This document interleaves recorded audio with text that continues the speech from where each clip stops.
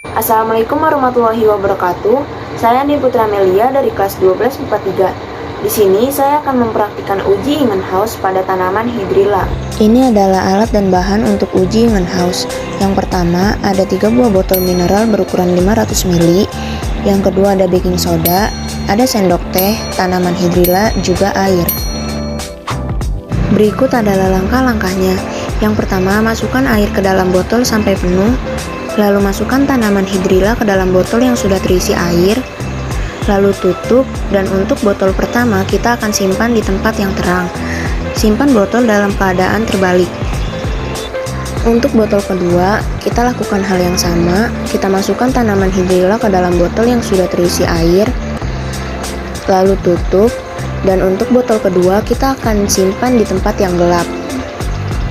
Untuk botol yang ketiga, langkahnya akan sedikit berbeda, yaitu masukkan 1 sendok teh baking soda ke dalam botol yang sudah terisi air, lalu kocok sampai merata. Kemudian masukkan tanaman hidrilla ke dalam botol tersebut. Kemudian tutup, dan untuk botol yang ketiga kita akan simpan botol tersebut di tempat yang terang. Lalu amati perubahan ketiga botol tersebut dalam waktu 15 menit. Di sini saya akan menjawab beberapa pertanyaan mengenai pengamatan tadi, yaitu yang pertama, zat apa yang dihasilkan oleh gelembung tersebut? Zat yang dihasilkan oleh gelembung tersebut adalah oksigen. Yang kedua, urutan jumlah gelembung dari yang paling banyak, sedang, dan paling sedikit.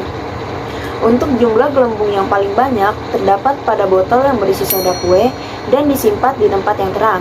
Dan untuk jumlah gelembung yang sedang itu terdapat pada botol yang disimpan di tempat yang terang.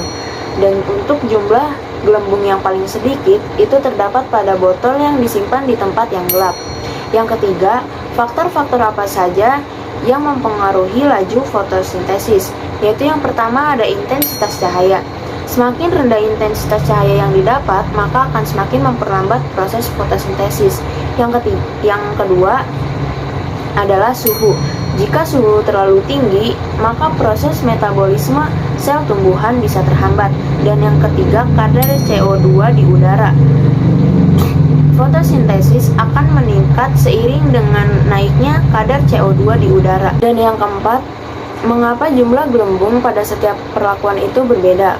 Untuk gelembung terbanyak, itu karena adanya pemberian soda kue pada tanaman, yang mengakibatkan kadar CO2 meningkat dan menghasilkan lebih banyak oksigen.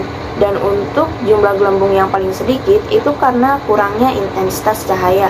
Seperti yang kita ketahui, jumlah gelembung yang sedikit terjadi pada botol yang disimpan di tempat yang gelap. Maka dari itu dapat kita simpulkan fotosintesis itu dipengaruhi oleh beberapa faktor, yaitu intensitas cahaya, suhu, dan kadar CO2 di udara. Sekian pengamatan dari saya, kurang lebihnya mohon maaf. Wassalamualaikum warahmatullahi wabarakatuh.